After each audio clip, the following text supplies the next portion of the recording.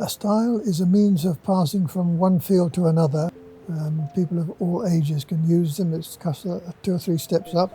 It's something to hold on to, cross over the top and back down the other side. Couldn't be easier. And it also doubles as a seat, so if you're at a time that you need a bit of a rest, you sit down on the stile and have your cup of tea or a sandwich. The more people who access the country, the better. And it's free. Lots of people can enjoy it without any expenditure. So I'm Jim Edwards, age 81, living in Cooksbridge, East Sussex. Now retired. Can't think of anything else to tell you.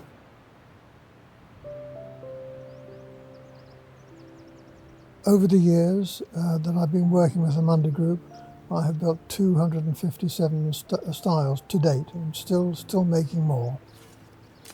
We do clearance work on public footpaths, and we do construction work, which could be stiles, bridges, gates, steps, anything like that. Any furniture that you find on a public footpath.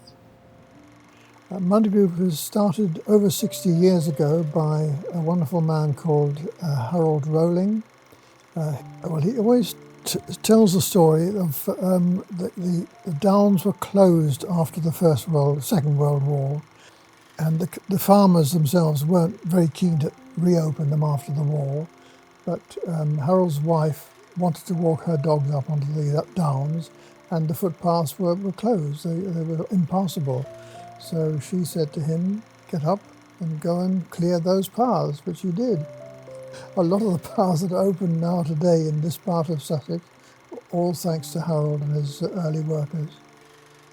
Well, I started in 1961, but I did the traditional style, not much better than a dog and stick style, really. I was very young then, so I could get over that style, but I then found that more elderly people still find the traditional style difficult to get over.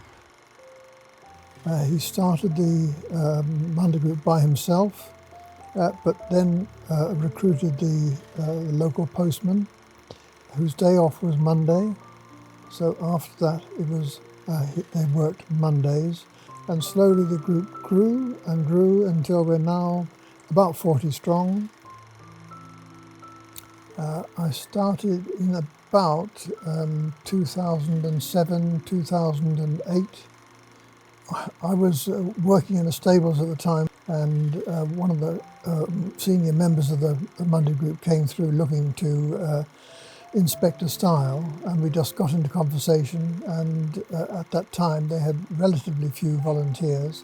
I recently retired. I had time on my hands. It seemed a very nice thing to do. I like working with my hands, so it was an ideal situation for me, really. And he invited me to go along the following Monday, which I did, and never missed a Monday since, I don't think.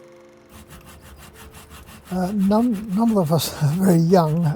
Most are fully retired, so they tend to be well over 65. I love the people I work with. They're all great people. John Schill, who is the driver of the Land Rover and trailer. Steve Linehan, who is one of his near friends in Ringmer. Bob Page, who lives nearby here in Cooksbridge. Harold. He was a very interesting character. He was an engineer by profession. He was quite autocratic. There has to be a community spirit, because that's how we wouldn't be able to work together. We have to do it to give ourselves room for moving. After all, there are 4 of us. We don't want to get in each other's way either. I'm the only one who consider it like that. I stand to one side and simply talk. Still manages to be in the way. Not everybody in the Monday Group got along with him, but I did. He was always my hero, really. Jim's only been with us a few years. He's quite a youngster by my standards, but he's already up to stile number 74. That actually beats me. I didn't get it anywhere near 74. Harold was continually improving the design of the stile. It's his design originally, but after a time I could see there was an improvement to be made, and so I made little tweaks. Harold suggested things to me, and those improvements were incorporated. I'm the designer, so I know what the style should be like. Jim is the man who builds the styles, and I couldn't build them to the same quality that he does. A particular feature of Jim's construction is the sort of thing that he does that I've never done, and I'm a bit ashamed of it, really. Our styles are all made of Sussex oak, local grown oak. But sometimes, if it's very wet, it pays us to put polymer legs instead of oak legs. So they sit in the ground, doesn't matter how wet they are, they can't rot. The style will last an awful lot longer. I remember building that style in 2013, I think it was. I actually delivered the style in my little car, in the back of my car, a bit sticking out the back, in parts, because I couldn't get the whole style in, and we then assembled the style on the site, with Harold leaning against it and giving us some good advice, and then we placed the style in position and finished it. Team members then, apart from Harold, were Giles Dickens and Tom Walker, who's an artist. Unfortunately, all three are now deceased. I am the only remaining person from that team. We did have one interesting injury experience. Harold. Jim's embarrassed when I'm going to tell this story, but Harold's always pretending that it was an assassination attempt. We were working on a stile, but Jim sawed it and the bar came down, hit me here, and cut right through there, and the blood started to pour out, and Giles had to bandage me up. But Jim, like a true Monday Group worker, carried on, didn't hesitate, didn't pause. I did care, Harold, but I couldn't stop.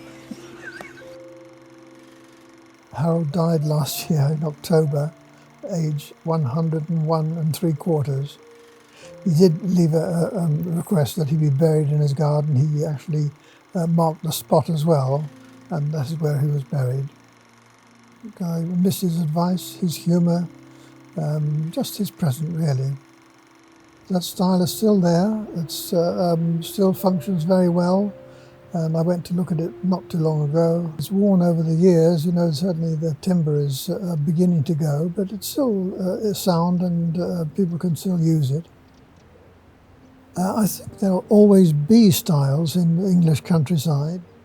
Well, there's no reason why the Monday Group shouldn't go on forever, because there's always work to do on public footpaths. The structures deteriorate. If we didn't cut back, then a lot of paths would simply close, and the average walker doesn't go along there with secateurs and strimmers, so they would just close up. So yes, our work is going to be important for a long, long time to come.